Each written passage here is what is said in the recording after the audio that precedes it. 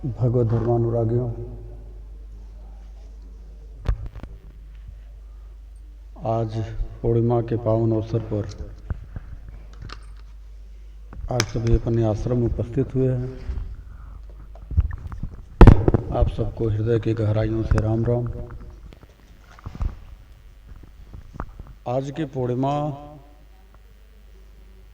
गुरु पूर्णिमा से कम नहीं है।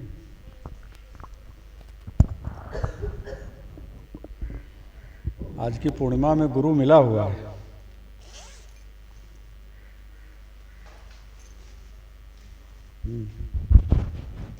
आप लोग सोचोगे कि गुरु पूर्णिमा से कम नहीं, इसका मतलब क्या है?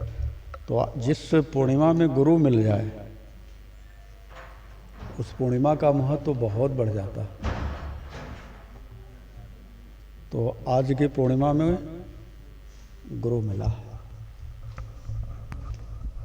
जब गुरु मिलता है तभी पूर्ण होता है। वैसे तो पूर्णिमा आती ही है, लेकिन पूर्णिमा को गुरु मिल करके पूर्णत्व प्रदान कर देते हैं। इसलिए आज के दिन की पूर्णिमा कुछ विशेष पूर्णिमा है। इसलिए हमने कहा कि आप सबको हृदय की गहराइयों से राम राम। का दिन तो राम कथा का होता नहीं है, सत्संग का होता है।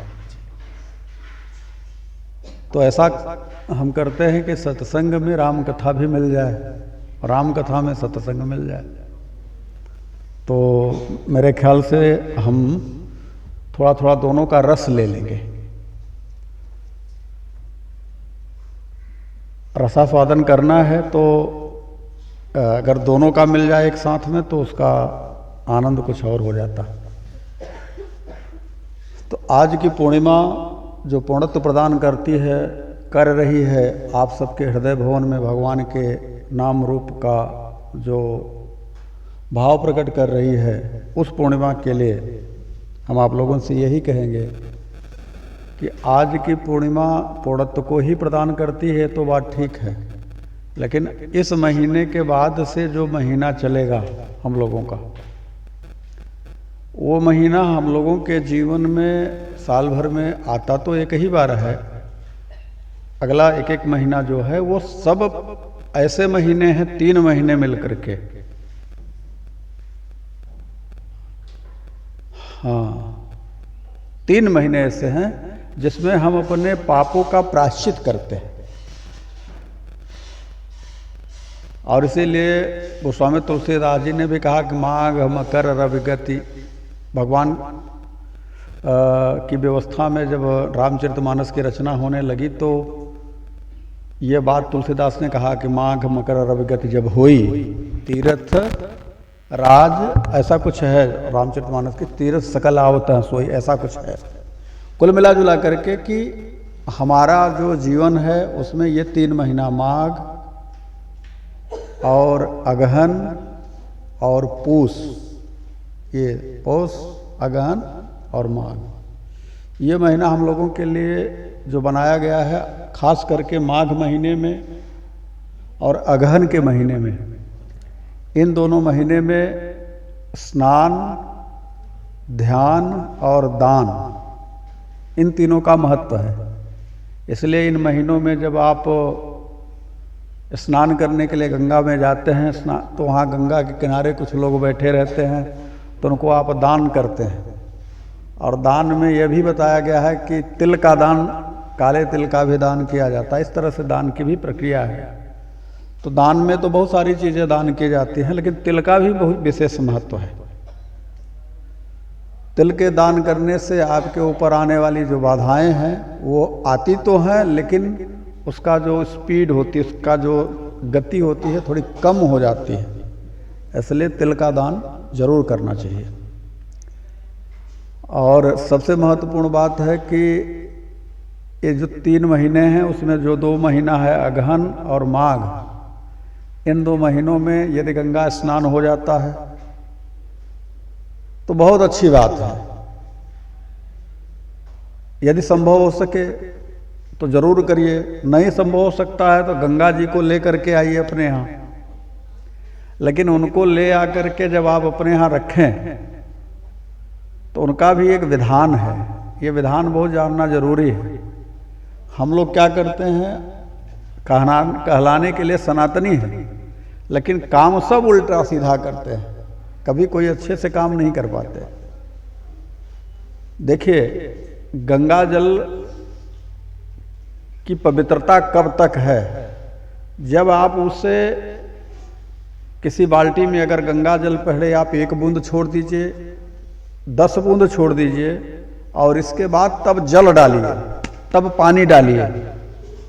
बात को समझिए, पहले गंगा जल डाला जाए और फिर बाद में पानी डाला जाए, तो वह गंगा जल रहता है, चाहे उसमें कितना भी पानी बढ़ा दिया जाए।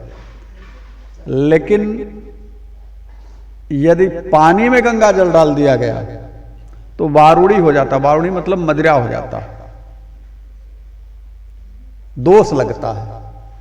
तो कितने लोग अभी भी यही प्रक्रिया अपनाते हैं कि गंगा जल लाए और 1 बाल्टी पानी रखा, उसमें 2 बूंद टपका दिया या 1 ढक्कन डाल दिया और कहे अब तो हम गंगा जी में नहा लिए। गंगा जी में नहीं नहाए आप तो शुद्ध जल से भी नहीं नहा पाए, वो तो वारुड़ी हो गया। इसलिए इस बात को समझना बहुत जरूरी है। आप लोग खूब ध्यान से समझ लीजिए कि जब भी गंगा जल आप घर पर लाइए, गंगा जल से अगर आप स्नान करना चाहते हैं, जैसे आपके घर में हर सनातनी के घर में गंगा जल रखा ही होगा, मेरा विश्वास है कि रखा होगा, लेकिन तरीका जो है वह अगर आप सही जान लें, वह तरीका यही है कि अगर आप गंगा जल से स्नान करना चाहते हैं तो खाली बाल्टी में 1 बूंद हो, चाहे 1 ढक्कन हो, चाहे 1 गिलास हो, आप जितना डाल लें खाली बाल्टी में डालने के बाद तब ऊपर से उसमें जल डालें, उसमें ऊपर से नल का, कुएं का, हैंडपंप का जल डालें आप, तब आप स्नान अगर करते हैं तो आप गंगा जी में स्नान करने का पुण्य फल प्राप्त करते हैं। लेकिन आपने अगर पहले पानी भर रखा है और बाद में उसमें जल टपका रहे हैं, तो आप जो पानी है उसको भी आपने खत्म कर दिया, और वह वारुड़ी के रूप में, शास्त्र कहता है वारुड़ी यानी मदिरा के रूप में हो जाता है। तो इस बात का ध्यान रखें, जो गंगा जी स्नान करने जाते हैं उनके लिए तो भाई जय सिया राम, बहुत बढ़िया है। यदि जो नहीं जा पाते हैं, गंगा जल अपने घर पे रखे हैं, तो इस विधि से स्नान करें जैसा हमने आपसे चर्चा में किया। अब प्रश्न ये भी उठ जाता है कि ये गंगा जी में स्नान करने की नौबत क्यों आई भाई? तो जाने और अनजाने में 2 तरह के पाप होते हैं, एक जान करके होते हैं और एक अनजाने में। तो अनजाने के पाप को गंगा, गीता, गायत्री धुल देती है। और कौन लोग धुलते हैं? तो कहा गंगा, गीता, गायत्री, गणपति, गरुड़, गणेश, इतने लोग अनजाने में किए हुए पाप को धोते हैं। गंगा, गीता, गायत्री, गणपति, गरुड़, गणेश, इतने लोग आपके अनजाने में किए पाप का शमन कर देते हैं। लेकिन जानबूझ करके आपने पाप किया है तो इतने लोग मिल जाएं या बहुत लोग मिल जाएं, आपके पापों का शमन नहीं होगा। वो आपका कर्म बनेगा और अवश्य में वह भोक्तव्यम कृतम कर्म शुभाशुभम, उसे कोई नहीं हटा सकता। तो क्या वो हटेगा ही नहीं? हटेगा। उसके लिए भी विधान है, उसी विधान की चर्चा आज हम सभी करेंगे। तो आइए इस विधान को जानने के लिए, परमात्मा के साथ जुड़ने के लिए परमात्मा के नाम का स्मरण करें, तत्पश्चात हम सब कथा में प्रवेश पाएंगे। सच्चिदानंद रूपाय, सच्चिदानंद रूपाय, विश्वोत्पत्त्यादि हेतवे, विश्वोत्पत्त्यादि हेतवे, तापत्रय विनाशाय, तापत्रय विनाशाय, श्रीकृष्णाय वयं नमः। श्रीकृष्णाय वयं नमः। कृष्णाय वासुदेवाय, कृष्णाय वासुदेवाय, हरे परमात्मने हरे परमात्मने प्रणतः क्लेशनाशाय प्रणतः क्लेशनाशाय गोविन्दाय नमो नमः गोविन्दाय नमो नमः रामाय रामभद्राय रामाय रामभद्राय रामचन्द्राय वेदसे रामचन्द्राय वेदसे रघुनाथाय नाथाय रघुनाथाय नाथाय सीतायापतये नमः सीतायापतये नमः नीलाम्बुजगश्यामलकोमलाङ्गम् नीलाम्बुजश्यामलकोमलाङ्गम् सीताशमारोपितवामभागम् सीतासमारोपितवामभागम् पाणौ महासायकचारुचापम् पाणौ महासायकचारुचापम् नमामि रामं रघुवंशनाथम् नमामि रामं रघुवंशनाथम् अतुलितबलधामम् अतुलितबलधामम् हेमशैलावदेहम् हेमशैलावदेहम् धनुजवनकृशानम् तनुजवनकृशानम् ज्ञानिनानाम् अग्रगण्यम् ज्ञानिनानामग्रगण्यम् सकलगुणनिधानम् सकलगुणनिधानम् वानराणामधीशम् वानराणामधीशम् रघुपतिप्रियभक्तम् रघुपतिप्रियभक्तम् वातजातम् नमामि वातजातम् नमामि वातजातम् नमामि।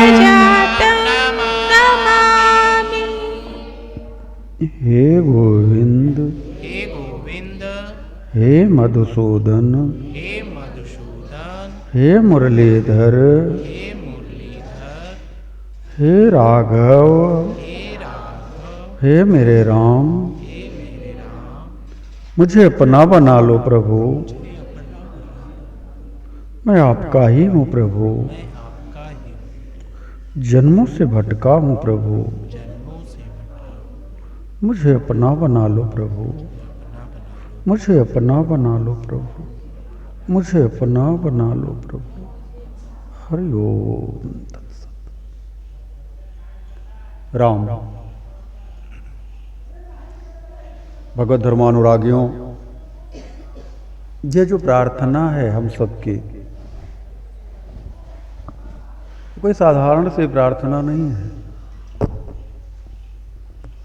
हम लोग भले इस प्रार्थना में थोड़ा समय ऐसा प्रतीत होता है कि जाता है, लेकिन मैं आप सबसे कहूं, बाबा मानस में कहते हैं कि सतपंच चौपाई मनोहर जान जो नर उर धरे। तो क्या क्या होगा?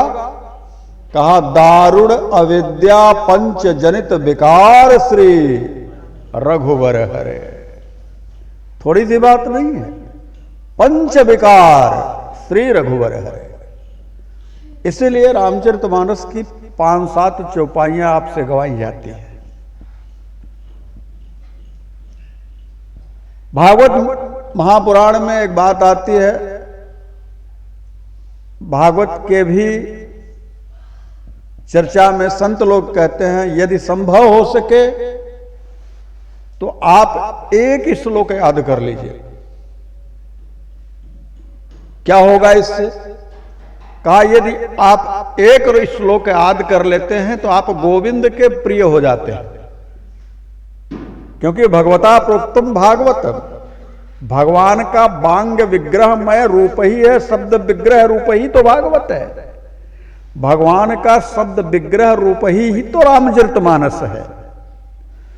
तो शास्त्रों की बात अगर की जाए तो भागवत महापुराण के लिए एक बात कही गई है कि एक श्लोक यदि आप याद कर लेते हैं तो आप गोविंद के प्रिय हो जाते हैं। और आप सबको मैं बताऊं कि आप सबको 2 श्लोक गवाता हूं। सच्चिदानंद रूपाय विश्वोत्पत्त्यादि हेतवे तापत्रय विनाशाय। श्री कृष्ण। कितने लोगों को याद है? हाथ उठाइए जरा तो देख लें हम। अरे वाह। दूसरा श्लोक, कृष्णाय वासुदेवाय हरे परमात्मने प्रणतः क्लेश प्रणतः क्लेश नाशाय गोविंदाय नमो नमः। गोविंदाय नमो नमः। कितने लोगों को याद है? लगभग उतने लोगों को याद होगा।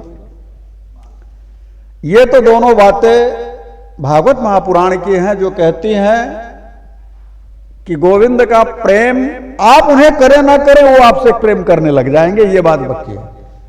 अब थोड़ी सी नीचे की बात करें तो भागवत महापुराण का यदि एक श्लोक याद नहीं है, आधा श्लोक आपको याद हो, यानी सच्चिदानंद रूपाय विश्वोत्पत्त्यादि हेतवे, इतना ही याद हो तो कहते हैं कि ठाकुर जी आपको अपना सखा मानने लग जाते हैं और उम्मीद करते हैं कि श्लोक ये हम पूरा करवा देंगे। अभी आप सोचेंगे इतना तो याद संभवतः हो ही जाना चाहिए, लेकिन इसी संसार में ऐसे ऐसे लोग पड़े हैं कि मैं क्या बताऊं महाराज। आगे चल करके भागवत कहती है एक अर्धाली का भी आधा, यानी आधे श्लोक का भी आधा।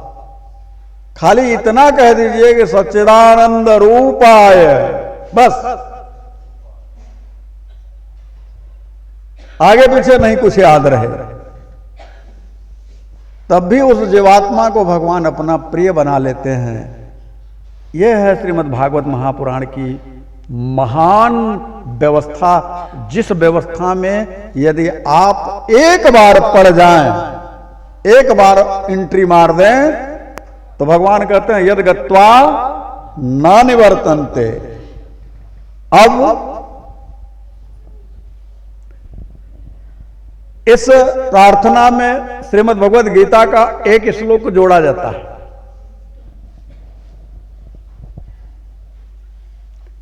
इसलिए मैं आप सबको बता रहा हूं कि आप लोग जानिए कि कोई साधारण प्रार्थना आपकी नहीं है। यह जो श्लोक है शायद हमको लगता है उतना ही याद होगा जितना आपको भागवत का श्लोक याद है। हमको तो कभी कभी डाउट होता है अपने ही लोगों पर। हमसे ऐसे ऐसे हमारे बच्चों ने प्रश्न किया है कि श्रीमद् भगवद गीता और श्रीमद् भागवत महापुराण दोनों एक ही है ना? अभी भी कितने लोगों को संदेह है, हो सकता है एक ही हो। तो श्रीमद् भागवत महापुराण यह 18,000 श्लोकों की संहिता अलग है, यह पुराण है। और श्रीमद् भगवत गीता यह महाभारत के शांति पर्व का एक पार्ट है, जिसे श्रीमद् भगवत गीता के रूप में अलग से अवतरित किया गया। तो श्रीमद् भगवत गीता अथवा श्रीमद् भागवत महापुराण दोनों की स्थिति क्या है? कहा एक में प्रभु शब्द के रूप में विराजमान है, शब्द विग्रह में है, जैसे श्रीमद् भागवत महापुराण। और श्रीमद् भगवत गीता में प्रभु स्वयं विराजमान है, शब्द रूप धारण करके नहीं विराजमान है। उसमें आप जब पढ़ते हैं तो उसमें कहा जाता है भगवान श्री भगवानो वाच, श्री भगवानो वाच, यानी प्रभु हमारे उसमें विराजमान हैं और बोल रहे हैं। देखिए, शब्द विग्रह में विराजमान होना मतलब शब्द में विराजमान हो जाना। शब्द जो निकलता है, शब्द शब्द प्रभु का है, सब जानते हैं, प्रभुमय है, सब जानते हैं। लेकिन अगर हमारे ठाकुर जी शब्द उसी में विराजमान करके बोलना शुरू कर दें तो बात कुछ और हो जाती है। तो ठाकुर जी हमारे उसी में विराजमान होकर के स्वयं बोल रहे हैं। और श्रीमद् भगवद गीता में जो 700 श्लोक हैं, उसमें हमारे सरकार के द्वारा 574 श्लोक बोला गया। अर्जुन के द्वारा 85 श्लोक बोला गया है, जिसमें उसके बहुत सारे प्रश्न हैं, बहुत सारी प्रार्थना है। जैसे तमादिदेवः पुरुषः पुराण, यह प्रभु की प्रार्थना कर रहा है। कौन? अर्जुन। गीता के 11वें अध्याय में विराट रूप दर्शन करता है तब तो प्रभु से कहता है तुमादिदेव पुरुषः पुराण, तुम ही आदिदेव हो। न तुम्हारे आगे कुछ हमें दिखाई देता है, न पीछे दिखाई देता है। हमारा परात्पर परम ब्रह्म, जगत नियंता, जगत पालक, जगदीश, उसके न कोई आगे है और ना ही कुछ पीछे है, उसी में सब समाया हुआ है। और सबसे बड़ी बात तो यह है कि उसी में वह भी समाया हुआ है। जब रामचरितमानस के उत्तरकांड की चर्चा होगी तब आपको लगेगा कि उधर माध सुनु अंडज राया, देखे बहु ब्रह्मांड निकाया। गरुड़ जी से कहते हैं, कहा घुसुंडी जी महाराज कि जब भगवान के पेट में मैं गया तो वहां देखा क्या? कहा पेट में जाने पर हमने देखा कि एक ब्रह्मांड नहीं, देखे बहु ब्रह्मांड निकाया। एक ब्रह्मांड की तुलना अगर आप किया जाए किसी चीज से तो हम समझते हैं एक ब्रह्मांड में कई लोक विराजमान हैं। उन लोकों में एक लोक के, एक विश्व के, एक देश के, एक प्रदेश के, कहां तक कहें एक जनपद के, एक कस्बे के, आप सब हैं। तो जरा अंदाजा लगा लीजिए कि आपकी क्या बिसात है, आप कैसे हैं। ऐसे ही अनंत कोटि ब्रह्मांड विराजमान है भगवान के उदर में। अति विचित्रतः लोक अनेका, और रचना अधिक एक ते एका। अच्छा वहां कौन कौन है भैया? कहा कोटिन चतुरानन गौरीसा, एक दो नहीं, करोड़ों ब्रह्मा, करोड़ों शंकर विराजमान है। अगणित उडगन रवि रजनीसा, करोड़ों करोड़ सूर्य विराजमान हैं, करोड़ों करोड़ों चंद्रमा विराजमान हैं। और सागर सरिसर विपिन अपारा, नाना भांति सृष्टि विस्तारा। ये हमारे प्रभु के उदर में है ये सब, और उसी उदर में प्रभु भी विराजमान है। ऐसा नहीं है कि उसी उदर में प्रभु की लीला भी चल रही है। अब जरा सोचिए कि भगवान और भगवान के उदर में अनंत कोटि ब्रह्मांड, और अनंत कोटि ब्रह्मांडों में अनंत द्वापर त्रेता सतयुग कलयुग चल रहा है, और उस समय प्रभु की लीला भी चल रही है, और प्रभु का ही उदर है, और उसमें भी प्रभु विराजमान है। जरा विचार करिए, कैसे आप अलग कर पाएंगे प्रभु को हमारे? यह हमारे सरकार है, जिनके लिए मैं आपसे कह रहा हूं कि रामचरितमानस में शब्द विग्रह के रूप में, श्रीमद् भागवत महापुराण में शब्द विग्रह के रूप में, और स्वयं सरकार हमारे श्रीमद् भगवद गीता में विराजमान होकर के अपने वाणी से अर्जुन के अंतर में उठने वाले समस्त प्रश्नों का समुचित उत्तर देते हुए निरुत्तर कर दिया। अर्जुन से पूछा, ये बता तेरे मेरे बीच में जो संवाद हुआ, अभी कुछ बाकी रह गया, कुछ शेष है तो पूछ ले, या तेरे मेरे बीच में जो हुआ उससे तेरा मोह नष्ट हुआ कि नहीं हुआ?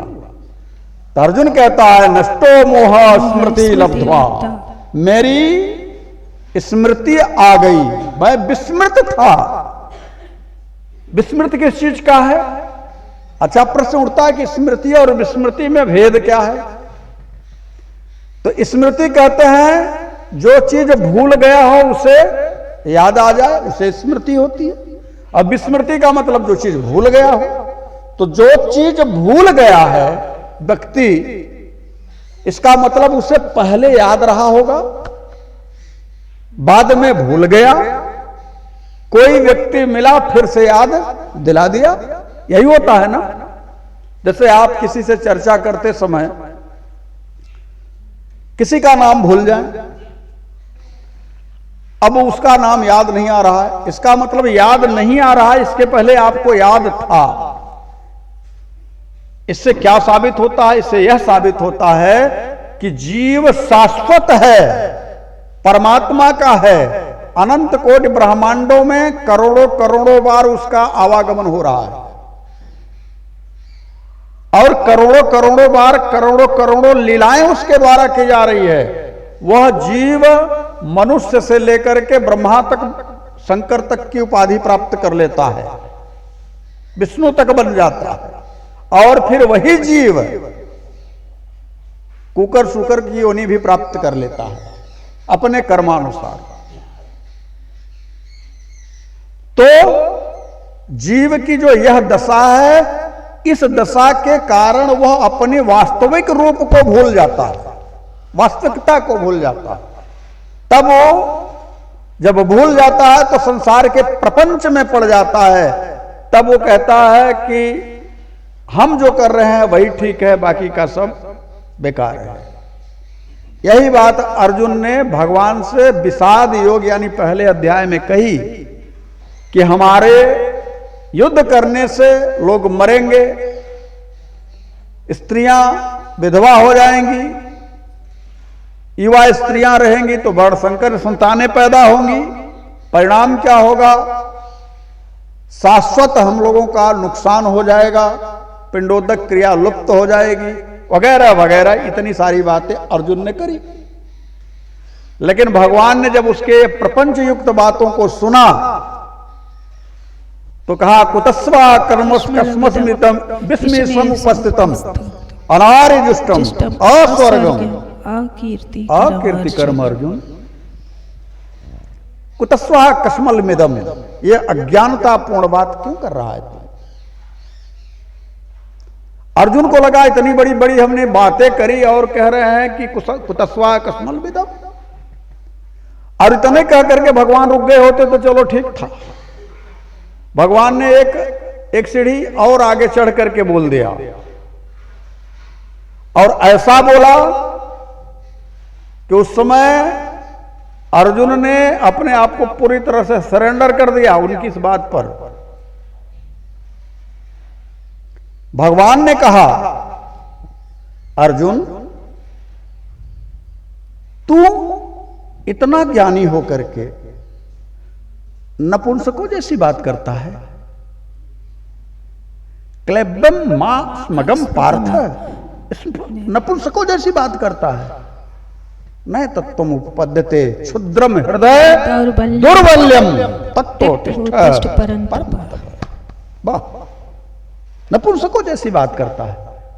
गुरु अगर शिष्य से कह दे कि तू नपुंसकों जैसी बात करता है तो शिष्य दूसरे दिन से आना बंद कर देगा।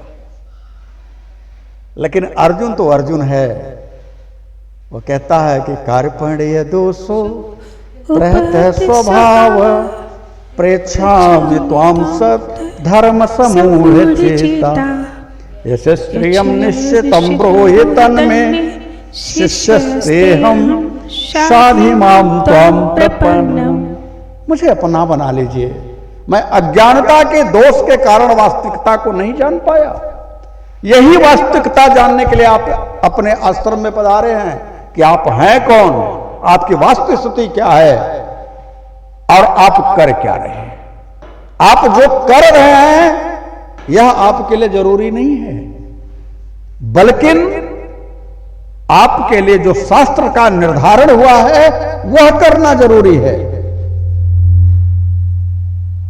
लेकिन स्थिति इतनी विकट है कि शास्त्रों का ज्ञान नहीं, अज्ञानता के कारण जीवन भरा पड़ा है।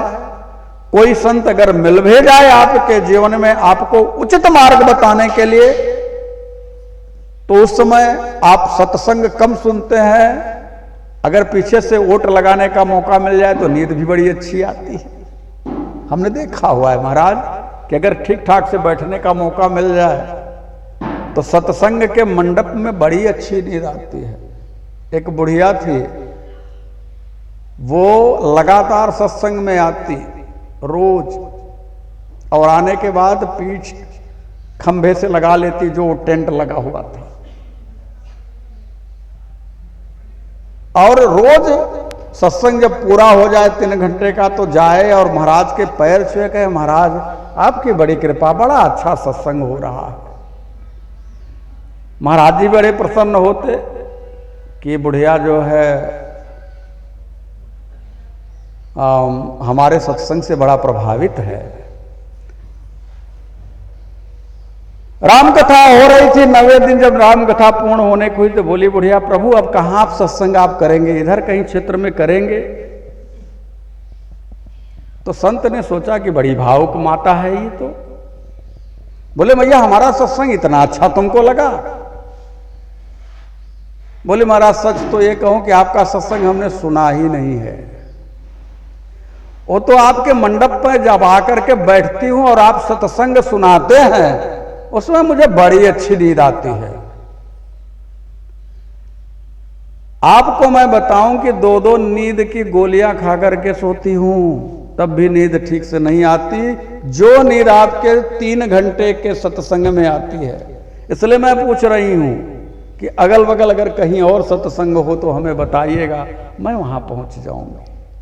यही हाल है आज के इंसान की, यही वास्तविकता है। हमें ऐसा नहीं है कि हमको नींद आती क्यों है, ऐसा इसलिए है कि छोटत ग्रंथि जानी खबराया, छोटत ग्रंथि जानी खगराया, विघ्न अनेक करई तब माया, विघ्न अनेक करहि तब माया। आप अपने मन में कथा सुनने का विचार भर कर लें। अब आप कहेंगे इतना तक है, सिर्फ राम कथा सुनने का विचार कर लें, अभी निकले नहीं। आपके ऊपर ठाकुर जी की कृपा बन जाती है।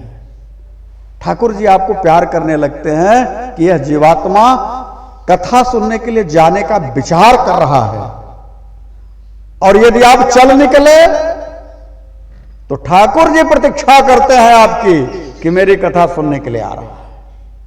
आप क्या समझते हैं कोई छोटी सी बात है? लेकिन इसी बीच में एक माया है जो आपको कथा पंडाल में बैठ जाने के बाद कथा सुनने नहीं देती। आपसे कथा सुनने के बाद आप चले जाएं, घर पहुंचे, आपके बच्चे पूछे कि आपने कौन सी कथा सुनी है, क्या कथा कही गई, तो आप कोई कथा नहीं बता पाएंगे। हां, 1-2 जो मजाकिया तौर पे कहानी या दृष्टांत दिया जाता है, वही आप जाकर के घर पे कहेंगे कि गुरुजी तो ऐसे कह रहे थे, यही बात हो रही थी। लेकिन वास्तविकता तो यह है कि जो कथा बताई गई वह आपको नहीं पता है। हमारे जीवन की यही वास्तविक सच्चाई है। लेकिन यह भी ध्यान रख लीजिए कि यदि इन सब बाधाओं को काटते हुए आप अपने आश्रम तक आ गए, अथवा कहीं राम कथा हो रही उस कथा पंडाल तक पहुंच गए, तब भी आपका कल्याण सुनिश्चित होगा। आपका एडमिशन हो गया। और नेहा भी कमला सुस्ति प्रत्यवायु न विद्यते स्वल्प मद्दस्य धर्मस्य त्रायते महतो भया। आपका कल्याण हो जाएगा।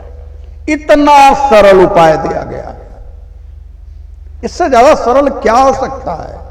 हमने शुरुआत करी है कि एक अर्धाली भी यदि आपका हृदय स्वीकार कर ले, आपको कंठस्थ हो जाए श्रीमद् भागवत महापुराण की अर्धाली किसी श्लोक की, तब भी आपका कल्याण सुनिश्चित हो जाएगा।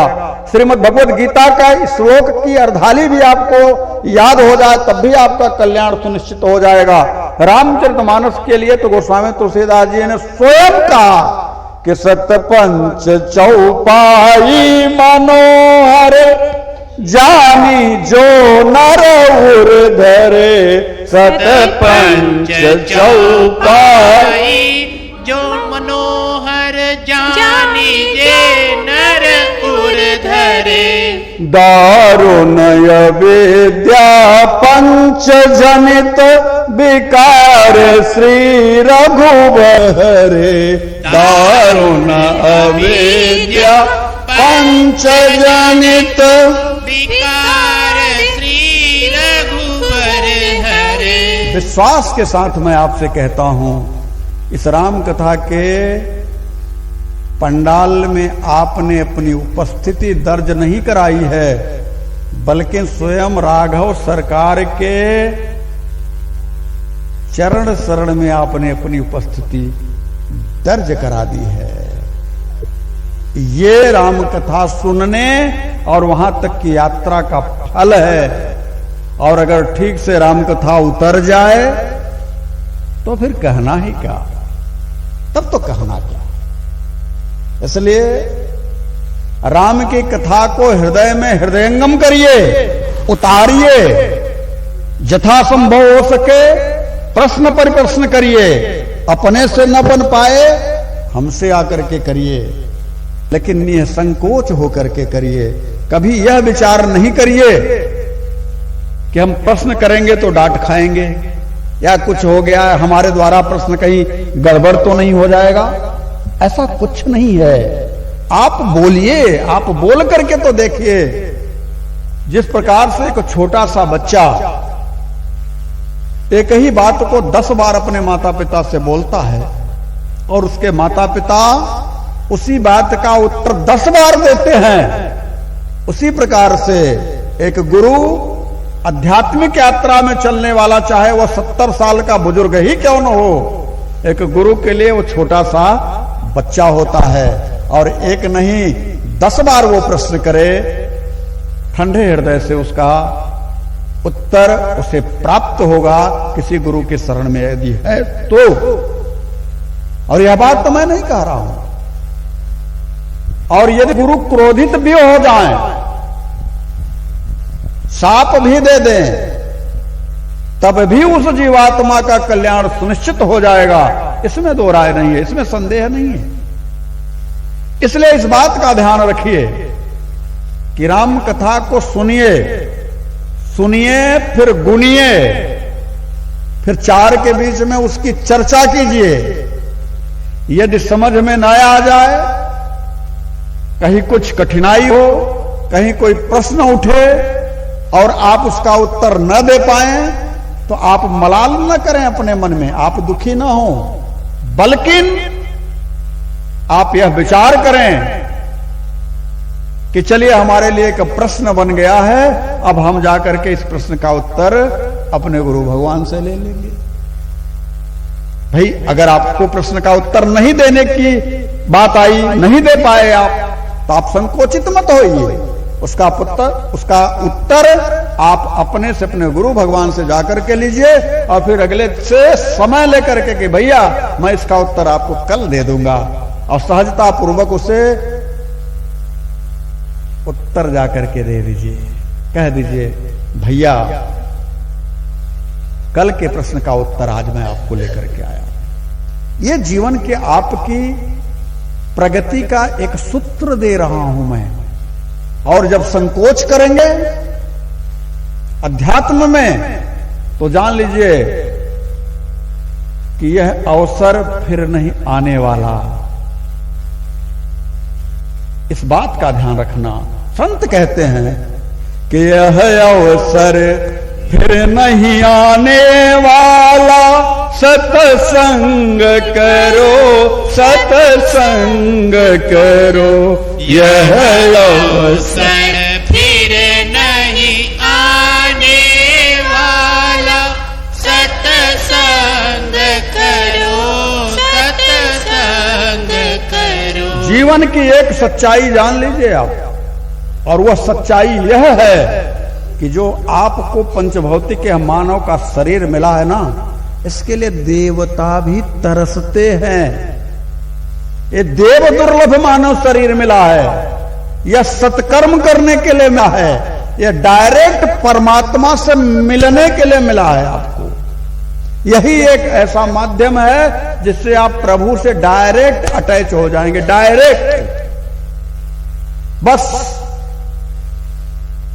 आपको थोड़ा सा उपाय करना है, और वही उपाय की चर्चा आज के सत्संग में हम करना चाहते हैं। सेतु का निर्माण चल रहा है। पिछता में हम लोगों ने सुना कि सेतु के निर्माण में कई कहानियां उभर करके आई, कई चर्चाएं हुई। सेतु का निर्माण हो रहा है। ये जो पत्थर हैं ये डूब नहीं रहे। क्यों नहीं डूब रहे हैं भैया? अरे कोई मर जाता है साधु संत तो पीठ में पत्थर बांध करके उसको नदी में प्रवाहित कर दिया जाता है, तो डूब जाता है। भाई पत्थर तो डुबाने का ही काम करता है। कोई भी पत्थर हो डुबाने का ही काम करेगा, तैराने का काम तो नहीं करेगा। तैराने का काम तो लकड़ी कर सकती है, काष्ठ कर सकता है, पत्थर तो डुबाने का ही काम करेगा। लेकिन क्या ऐसा कारण है कि आपके जीवन में जब यह प्रश्न उठ जाए कि क्या ऐसा कारण है कि सेतु बनाते समय पत्थर डूबे नहीं, तो आपको अपने जीवन के सूत्र, आपको अपने जीवन को चलाने के सूत्र मिल जाएंगे, और यही सूत्र आपको आपके द्वारा भी अर्जित पत्थरों को डूबने से बचा देंगे। बस यह सूत्र आपको पता चल जाए। सूत्र क्या है थोड़ा बारीकी से समझिएगा। थोड़ा टेढ़ा है लेकिन समझेंगे तो समझ में आ जाएगा। रामचरितमानस के लिए हमने एक बार शुरू में ही आप लोगों से चर्चा करते समय कहा था कि रामचरितमानस यह कोई साधारण सी पुस्तक नहीं है।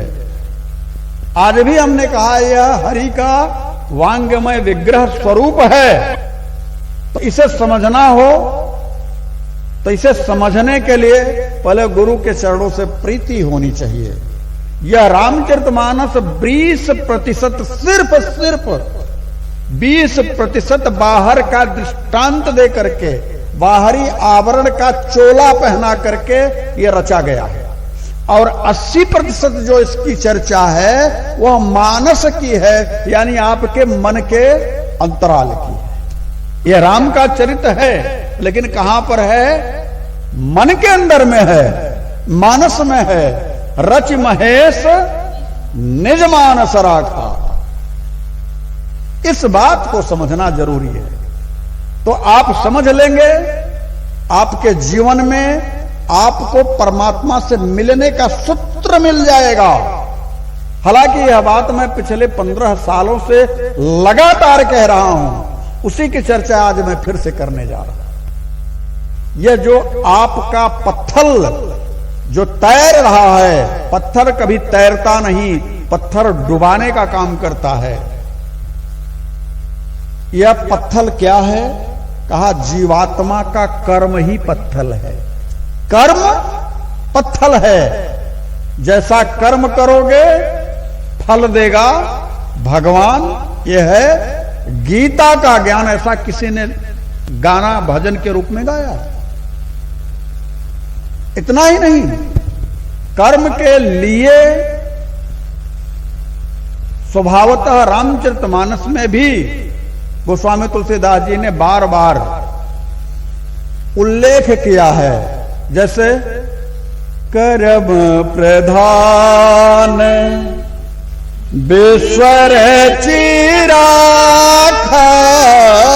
कर्म प्रधान विश्व चिराखा,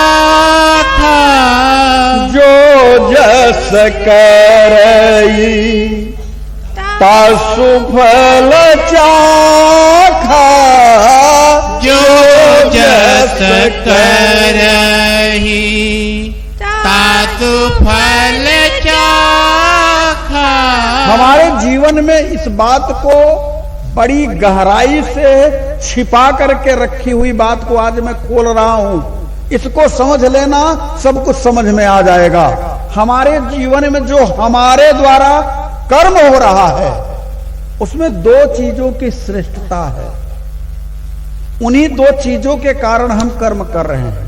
एक अहमता के कारण और दूसरी ममता के कारण। अहमता यानी मैं, ममता यानी मेरा। मैं और मेरे के लिए इस संसार में जो भी कर्म हो रहा है वो डुबाने वाला है, इस बात को समझ लेना। तो कर्म रूपी पत्थर यदि अहमता और ममता का सानिध्य प्राप्त करके चलता है तो आपको बार बार इसी संसार में आने के लिए प्रेरित करेगा, यानी आप डूबते रहोगे। बात समझ में आई? फिर से बताऊं, आपके द्वारा जो किया जाने वाला कर्म है, चाहे आप नौकरी कर रहे हो, व्यवसाय कर रहे हो, या जो भी कार्य कर रहे हो, जो भी कार्य कर रहे हो, अपने लिए कर रहे हैं, अपने परिवार के लिए कर रहे हैं, मैं और मेरा, अहमता और ममता। अच्छा, हृदय पर हाथ रख करके सोचिए कि जितना भी आपके द्वारा कर्म हो रहा, मैं और मेरे के लिए ही हो रहा। जो भी संसारिक कर्म कर रहे हैं आप, किसके लिए कर रहे हैं आप बताइए ना। आपके द्वारा जो भी बिजनेस किया जा रहा है, नौकरी किया जा रहा है, जो भी किया जा रहा है, वो मैं और मेरे के लिए किया जा रहा है। यही अहमता, ममता, मैं और मेरा के द्वारा जनित जो कर्म हो रहा है वह आपको डुबोएगा। डुबेने का मतलब पुनरपि जननम पुनरपि मरणम पुनरपि जननी जठरे शयनम। ये बार बार आपको इसी संसार में ले आता रहेगा। अब आपका कर्म अगर उच्च कोटि का है तो मनुष्य से देवता तक की दूरी तय कर लेंगे, लेकिन इसी संसार में आना पड़ेगा। भगवान गीता में कहते हैं कि आ ब्रह्म भुवनालोका पुनरावर्तीन अर्जुन माम पेत तू कौन्तेय पुनर्जन्म न विद्यते। मुझे प्राप्त कर लेने के बाद पुनर्जन्म नहीं होता। तो भैया कैसे मिलोगे आप सरकार, कैसे आप मिलोगे ये बताओ। तो सरकार कैसे मिलेंगे? जब कर्म में अहमता और ममता नहीं रहेंगे तब ठाकुर जी मिलेंगे। तो ये तो हो नहीं सकता कि हम अहमता और ममता को छोड़ दें। भाई हम कोई विरक्त तो है नहीं, हम अहमता ममता को छोड़ नहीं देंगे। तो जब छोड़ नहीं देंगे तो क्या ठाकुर जी हमको मिलेंगे नहीं? नहीं है उपाय। क्या उपाय है? वही उपाय बता दीजिए। वो उपाय जान जाऊं फिर तो जय जय हो जाएगी। तो मैं आप लोगों को वह उपाय बता रहा हूं। यह कर्म रूपी जो पत्थर है उसको छूने के लिए किसे कहा जा रहा है? कौन उसे गढ़ेगा, कौन उसे पकड़ेगा? तो कहा नल और नील। ये भैया नल और नील कौन है? ज्ञान और तो कहा नल और नील ज्ञान और वैराग्य हैं। यदि आप संसार में कोई भी कर्म करें, यह अपने हृदय में बैठा लें अच्छी तरह से कि यह जो ज्ञान की बात कर रहा हूं, नल की बात कर रहा हूं, ध्यान से समझे, यह जो भी चित्त विलास है अब सब मेरे राम का है। मैं भी राम का, ये जगत भी राम का, सारी चीजें राम की है और उसी राम की आज्ञा से मैं इस कर्म को कर रहा हूं। मेरा इससे कोई बहुत ज्यादा लेना देना। बात समझ में आ रही है? ये ज्ञान हो जाए क्या कि सिया राम मैं सब जग जानी। सिया राम माय सब जग जानी। करहु प्रणाम जोरी जोग पानी। करहु प्रणाम जोरी जोग पानी। तो यह बात यदि ज्ञान के द्वारा आपको मिल जाए कि जो भी जगत में है ये समस्त जगत राममय है, कण कण में अणु अणु में राम व्याप्त है, कर्तुम अकर्तुम अन्यथा कर्तुम समस्त जगत का पालन पोषण नियंत्रण किसके हाथ में? परम तत्व परमात्मा राघव सरकार के हाथ में है। इसीलिए तो गरुण जी से कहते हैं काकभूषुंडी जी कि हमने देखा है कि उधर माज सुनु अंड जराया देखे बहु ब्रह्मांड निकाया। अति विचित्रतः लोक अनेका रचना अधिक एक ते एका। और कोटिन चतुरानन गौरीसा अगणित उडगन रवि रजनीसा। राम कौन है? तो कहा राम वह है जो ब्रह्मा विष्णु और शंकर को उत्पन्न और विलय करते रहते हैं। राम कोई ऐसे नहीं है। आप कहोगे राम तो विष्णु के अवतार है, नहीं, ब्रह्मा शंकर और विष्णु को जो उत्पन्न और विलय करते हैं वह राम है। और मैं ऐसे कह रहा हूं, मान लीजिए रामचरितमानस के बालकांड में मनु शतरूपा के प्रसंग में जाकर के देखिए, वहां पर स्पष्ट रूप से लिखा हुआ है, गोस्वामी तुलसीदास जी ने स्पष्ट कर दिया है। यह बात यदि आप जान जाएं, अथवा रामचरितमानस के सुंदर कांड में भी रावण को समझाते हुए हनुमान जी ने भी कहा है कि जाके बल बिरंच हरी सा। जाके बल बिरंची हरि ईसा। पालत सृजत हरत दस सीसा। पालत सृजत हरत दस सीसा।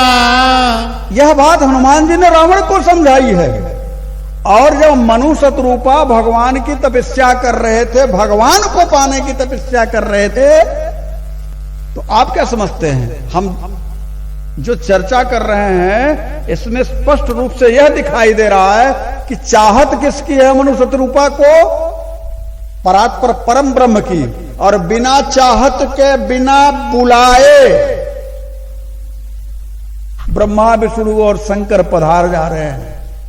विधि हरिहर तप देखी अपारा, मनु समीप आए बहु बारा।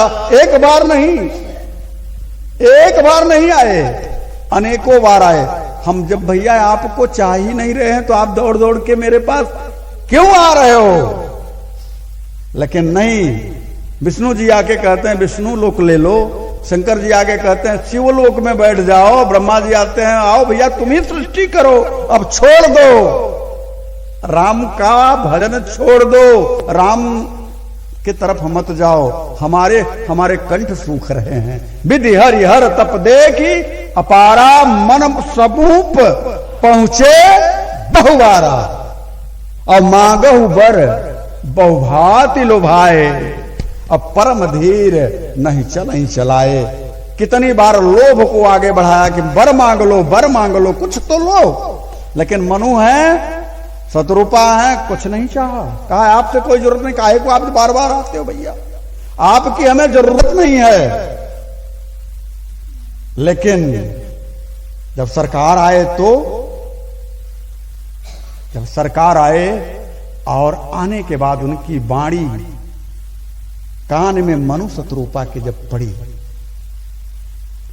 श्रवण रंध हुई उर जब आई। जब हृदय में उनकी वाणी पड़ी तो परिणाम क्या हुआ? हिष्ट पुष्ट तन भये सुहाए और मानहु अबहि भवन ते आए। जो अस्थि मात्र होई रहे शरीरा तबहु मनाग मनहु नहीं पीरा। अस्थि था, ढांचा थी, शरीर में ब्लड नहीं था, नसें दिखाई नहीं दे रही थी, खून सूख गया था पूरी तरह से, चमड़ी भी झुलस गई थी, अस्थि मात्र होई रहे शरीरा तबहु मनाग मनहु नहीं पीरा। मनुष्य रूपा लपटे रहे, प्रभु का ध्यान करते रहे, लेकिन जैसे ही प्रभु की वाणी उतरी कि हम आ गए हैं, बोलो क्या चाहिए, श्रवण रंद होई उर्ज बयाई। इतना होना था कि पहला परिणाम क्या आया? का हिष्ट पुष्ट तन भये सुहाए और मानहु अबहि भवन ते आए। दोनों पति पत्नी दिव्य रूप धारण कर लिए, यानी उनके शरीर में पूरी तरह से वह ऊर्जा आ गई जो कभी तपस्या के लिए उन्होंने सोचा था, उस समय की ऊर्जा उनके शरीर में आ गई, वैसा शरीर हो गया। और प्रभु का दर्शन किया। प्रभु का दर्शन कैसा है? तो नील सरोरुह नील मणि नीर नीरधर श्याम लाज तन शोभा निरखे कोटि कोटि सतकाम कोटि कोटि सतकाम। हमारे सरकार की शोभा कैसी है? कहा नील सरोरुह नील मणि नीर नीरधर श्याम लाज तन शोभा ने रखी। कौन लज्जित हो रहा है प्रभु के शोभा को देख करके? का कोटि कोटि सत काम, 100 करोड़ कामदेव प्रभु की दिव्य आभा को देख करके व्यामोहित हो जा रहे हैं, लज्जित हो रहे हैं, कितने सुंदर ऐसे प्रभु हैं हमारे, जिन राम जी की चर्चा आप सुन रहे हो। कोई साधारण सी चर्चा है क्या? कोई साधारण सी चर्चा नहीं है। तो जब आपका कर्म उन्हीं राम जी के नाम के साथ में अटैच हो जाए, यानी अहमता ममता के साथ में तो आप अटैच हो ही, आपके अंदर वैराग्य तो आएगा नहीं, ज्ञान तो आएगा नहीं, क्योंकि आप उतना अपने अंतस में साधक की स्थिति को तो प्राप्त नहीं हो सके हो, साधन कर नहीं पा रहे हो, तो क्या करोगे? कहा कुछ मत करो, बस उन पत्थरों पर राम लिख दो। वो जो पत्थर हैं उस पर राम लिख दो। राम का मतलब कि जो भी कर्म आप करो उसमें राम बोल दो। अच्छा, यही तो हम पिछले 15 सालों से बता रहे हैं कि चलते समय राम बोल दो, बैठते समय राम बोल दो। यही तो कहा है। अस्त्र पहनते समय राम बोल दो, उतारते समय राम बोल दो। इन पत्थर, ये जो कर्म है, उठना बैठना चलना फिरना सोना जागना खाना पीना आना जाना नौकरी पेशा, ये सब क्या है? ये सब कर्म है आपके। और इन कर्मों में क्या कर दो? राम लिख दो। यानी खड़े हो तो राम, बैठ जाओ तो राम, चाय पियो तो राम, पानी पियो तो राम, भोजन करो राम। अब जो भी आपके कर्म हैं, यदि वो राम नाम से लिख दिए गए, उनके ऊपर राम नाम लिख दिया गया, तो वो तैरना शुरू कर देंगे। वो तैरने लग जाएंगे फिर, और तैरेंगे ही नहीं बल्कि वो आपके कर्म एकजुट होकर के सेतु बना देंगे, एकजुट हो जाएंगे। जो बिदक गए थे, जो छटक गए थे कर्म आपके, वो भी सामूहिक रूप से एक रस होकर के, एक दिशा में होकर के सेतु बना देंगे। सेतु का मतलब क्या है? कौन चढ़ेगा? कहा कोई चढ़े न चढ़े, राम से आप सेतु बना करके मिल लेंगे, किसी और के मिलने की जरूरत नहीं है। आपके अंतर हृदय में जो बैठे हुए राम हैं, ईश्वर सर्वभूतानां हृदय देशे अर्जुन तिष्ठति भ्राम्यांश सर्वभूतानि यंत्रारूढ़ानि माया। जो माया के प्रपंच के कारण आप अपने हृदय में बैठे हुए उस राम को नहीं देख पा रहे हो, वही राम से मिलने के लिए आपके कर्म ही जो कर्म के पत्थल हैं वह राम नाम बार बार करते करते, चलते फिरते, उठते बैठते, खाते पीते, सोते जागते, नहाते धोते, राम बोल देने से वो एक साथ में जुड़ जाएंगे और जुड़ करके आपके हृदय में एक ऐसे शरीर से हृदय तक की यात्रा करने के लिए जो बीच में गैप है उसमें एक कर्म सेतु बन जाएंगे। और जब सेतु बन जाएंगे तो आप धीरे धीरे उन्हीं सेतु पर चढ़ करके अपने हृदयस्थ, अपने हृदय में स्थित राम का दर्शन कर लेंगे। और जब आप अपने हृदय में स्थित राम का दर्शन कर लेंगे तो फिर जन्म मरण के बंधन से आप मुक्त हो जाएंगे। यानी कि आपके जीवन में आपके द्वारा किए गए कर्म रूपी पत्थर जो अहमता ममता से अटैच हैं, उन्हें यदि आप ज्ञान और वैराग्य में का साथ दे करके, ज्ञान का मतलब कि ये सारा चित्तविलास मेरे राम का है और इसमें मेरी आसक्ति नहीं है, वैराग्य हो जाए। दो चीजें, ये सारा चित्तविलास मेरे राम का है, मैं उसका कस्टोडियन मात्र हूं, मैं मालिक नहीं हूं, यह भाव जागृत हो जाए। और दूसरा, किसी चीज को छोड़ने में मिनट भर न लागे, छोड़ दो। उदाहरण से समझिए, एक संत अपने शिष्य के यहां गए और गए तो उनके शिष्य जो है अपने गुरु को भाई प्राप्त किए। भाई गुरु आए हैं, गुरु का मतलब ही होता है कि भगवान से जो बड़ा हो। यह बात तो शिष्य को ही पता है, साधारण को नहीं पता हो सकती। क्योंकि यदि वह शिष्य भगवान की प्रार्थना कर रहा है और पीछे से गुरु पधार जाएं, तो भगवान की प्रार्थना छोड़ करके गुरु के चरणों में जाकर के खड़ा हो जाता है।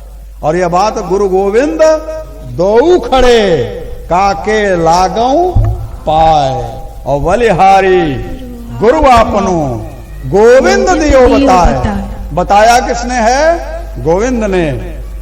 इसलिए संत गए अपने शिष्य के यहां। अब शिष्य ने क्या किया कि हमारे घर गुरु जी पधारे हैं, तो उसने बहुत सारा, बहुत कुछ उपहार, मांगी मांगी चीजें, घड़ी से लेकर के, चैन से लेकर के, क्या क्या लेकर के अपने गुरु को दिया और ले आकर के एसी के फर्स्ट क्लास डिब्बे में ट्रेन में बैठा दिया। अब गुरुदेव भगवान दिल्ली से चल करके बनारस आना है, चल दिए। अब जो भी मिला था निकाल करके देखने लगे, चैन है, रिंग है, घड़ी है, मोबाइल है, ये है, वो बहुत सारा सामान पाए हैं। उसी के ठीक सामने एक सेठ जी बैठे थे। अब उन्होंने देखा तो उनकी भी आंखें फटी रह गई। उन्होंने कहा, देखिए बताइए, ये संत हैं, दुनिया भर का लेकर के लाखों का माल चल दिए हैं, बताइए ये संत हैं? अपने मन में बड़बड़ाने लगा। गाड़ी आगे बढ़ी, दिल्ली से आगे निकली, 2-4 स्टेशन, 10 स्टेशन चली होगी, लेकिन वो उसके मन में बहुत सारी चीजें उबल रही थी। उसने कहा, वाह, हमसे अच्छे तो आप ही हैं, एसी फर्स्ट क्लास में चलते हैं, लाखों का माल लिए हैं, और हम तो दुनिया भर मेहनत करते हैं तब जाकर के हम लोगों को मिलता है। कितना प्रपंच करना पड़ता है, आपको तना से इतना सब कुछ मिल गया। अब आप में हमारे में अंतर क्या है ये बताइए। जैसे मैं हूं प्रपंच में फंसा हूं, ऐसे आप भी तो हैं, दुनिया भर का जोड़ घटा रहे हैं। इतनी रिंग मिली है, इतना चैन मिला है, इतना मोबाइल मिला है, इतना ये मिला है, इतना वो मिला। संत ने उसके प्रश्न का उत्तर नहीं दिया, कुछ उत्तर नहीं दिया। कहा, बाबा और बताइए हालचाल कैसा है? सब कुछ धीरे धीरे धीरे धीरे थोड़ा बात व्यवहार होने लगी। संत ने कहा, बाबा एक स्टेशन कोई दिखा, कहा कि आइए हम लोग नीचे उतर करके चाय पी लिया जाए। सेठ जी ने भी संत की बात मानी और चाय पीने के लिए नीचे उतर गए। अब चाय पी ही रहे थे और तब तक ट्रेन ने सीटी दे दिया। अब सीटी दे दिया तो सेठ जी चाय आधा छोड़ करके कह रहे, बाबा दौड़ के पकड़िए, ट्रेन छूट जाएगी। संत ने उनका हाथ पकड़ा, कहा, बैठो। आप अभी कह रहे थे ना कि हमारे से ज्यादा सामान आपके पास है, हमसे ज्यादा आप सामान लेकर के चल रहे हो, लाखों का सामान आपके पास है, आप कह रहे थे ना? बोले हाँ। कहें चले जाने दीजिए, हमारे पास जो है हमारा चला जाए, जो आपके पास है आपका चला जाए, बैठिए यहीं पे बैठा जाए, दूसरी गाड़ी आएगी तो चला जाएगा। अब तो सेठ जी की तो हालत खराब हो गई, अरे बाबा हमारा, कहे कुछ नहीं बैठिए। हाथ छुड़ा करके दौड़ करके सेठ जी भागे। पीछे से संत भी गए। संत ने कहा हमारे आप में यही अंतर है, हमारी इन सामानों से कोई आसक्ति नहीं है। मिला है किसी न किसी को यह प्रदान कर दिया जाएगा, दे दिया जाएगा, किसी किसी जरूरतमंद को दे दिया जाएगा, क्योंकि हमारी इसमें आसक्ति नहीं है। और आप अपने 10 रुपए के सामान पर पूरी तरह से आसक्त हैं। इसलिए आप इस भाव को जब तक उपलब्ध नहीं होंगे तब तक आपके जीवन में सुकून उपलब्ध नहीं होगा। तो जब तक वैराग्य आपके जीवन में नहीं आएगा, वैराग्य क्या मतलब क्या, आपके जीवन में आपके द्वारा अर्जित धन संपत्ति हो या किसी के द्वारा अर्जित धन संपत्ति हो, उसके प्रति आपका राग ना रहे। चला गया। आपके जेब में से कोई जेब कट जाती है आपकी तो चिल्लाते हैं, 10-10 दिन तक भोजन नहीं करते। कितने लोगों को देखा, क्या हुआ, कहीं 10,000 रुपया मेरा कट गया। जैसे लगता है कितनी बड़ी आसक्ति उसके साथ में है। अरे छोड़ो ना, ईश्वर ने दिया था, आया था, चला गया, जाए। एक संत के यहां एक सेठ जी ने गैया दान कर दी। उनके चेले ने कहा गुरुजी गाय आई है और बढ़िया गाय है, 2 लीटर दूध देती है, और वो सेठ जी ला करके बांध दिए हैं, क्या किया जाए। संत ने कहा बढ़िया है, अब तो बढ़िया उसको गाय को थोड़ा व्यवस्था देख लो, और शाम को दोनों लोग, हम लोग 2 ही लोग हैं, दूध से रोटी खाया जाएगा। 4 महीना बीता। सेठ जी की जो 2 गायें थी, तो एक गाय उनकी जो थी, जो उनके घर पे थी, वो मर गई। और उनके नाती को जब दूध की जरूरत पड़ी तो आए सेठ जी और आश्रम की ही गाय हाँक करके लेके चले गए। शिष्य ने आकर के कहा अरे गुरुजी वो सेठ जी तो गाय लेकर के चले गए। गुरुजी ने कहा बहुत अच्छा हुआ, गोबर करती थी, कचरा करती थी, जाने दो। यानी आसक्ति नहीं आई तो उस तरह का भाव, और चली गई उस तरह का भाव। इसलिए जीवन में यदि आपने अहमता ममता के साथ में, अहमता का मतलब मैं परमात्मा का हूं, यह ज्ञान हो जाए, और ये जो चित्त विलास है ये सब परमात्मा का है। ममता का मतलब ये मेरे नहीं है, ये मेरा नहीं है, ये अभी मेरे राम का है। आज आपसे मेरा एक प्रश्न अभी सब लोगों से, कि आज आपके जेब में जो 10 रुपए की नोट है, क्या गारंटी है कि वो कल तक रहेगी आपके पास, और क्या गारंटी है कि वो कल थी आपके पास, हो सकता है आज ही आई हो, कल नहीं रहेगी, ये भी गारंटी नहीं है, वो सरक जाएगी, चली जाएगी। उसी प्रकार से यह जीवन है जिसे आप अपना मान करके चलते हैं, इसकी कोई गारंटी नहीं ये कब सरक जाए। इसलिए मैं कहता हूं एक बात अपने दिमाग में बैठा लो कि किसी चीज से अहमता और ममता को मत जोड़ो। अहमता ममता का त्याग करना है तो त्याग तो नहीं हो पाएगा, लेकिन इतना जरूर कर लो कि उसमें राम नाम जोड़ दो। अहमता में भी राम नाम जोड़ दो और ममता में भी राम नाम जोड़ दो। कोई आपसे मिले तो उसे कहो कि राम राम कहा करो, और आप स्वयं करो। यह राम नाम कहने से और करवाने से परिणाम क्या होगा? कहा राम जी की कृपा हो जाएगी, और जब राम जी की कृपा हो जाएगी तो क्या होगा? फिर मन नाच उठेगा, गाएगा, कैसे तसे तसे तसे राम गाइए, सीता सीता सीता सीता राम गाइए, तसे तसे तसे राम गाइए, सीता सीता सीता सीता राम गाइए, राधे राधे राधे राधे श्याम गाइए, राधे राधे राधे राधे श्याम गाइए, सीताराम गाइए, सीताराम गाइए, राधे श्याम गाइए, राधे श्याम गाइए, सीताराम गाइए, राधे श्याम गाइए, सीताराम गाइए, राधे श्याम गाइए। सीता सीता सीता सीता राम गाइए, सीता सीता सीता सीता राम गाइए, राधे राधे राधे राधे श्याम गाइए, राधे राधे राधे राधे श्याम गाइए। बस अपने जीवन में यह सूत्र अपना लीजिए कि मैं राम का हूं और राम जी हमारे हैं। अपने आप को राम का बना लीजिए।